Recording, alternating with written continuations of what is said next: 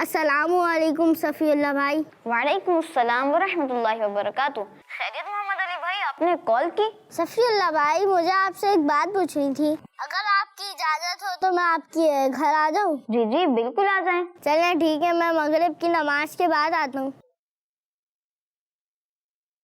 صفی اللہ بھائی، ان دنوں میں ایک بزرگ کا عرس منایا جا رہا ہے. ان کے نام میں غریب آتا ہے. محمد علی بھائی، ان بزرگ کا نام تو حسن ہے اور ساری دنیا انہیں غریب نواز کہتی ہے. خواجہ غریب نواز رحمت اللہ علیہ. غریب نواز، اس کا کیا مطلب ہے؟ یعنی غریبوں کو دینے والا. اصل میں آپ غریبوں کی بہت مدد فرماتے تھے. اچھا، یعنی یہ بزرگ بہت امیر تھے؟ ارے نہیں، ایسا نہیں ہے. آپ کے پاس مال نہیں تھا. آپ تو لباس میں پرانی قسم کی 2 چادریں استعمال فرماتے اور بہت سادہ زندگی گزارتے تھے.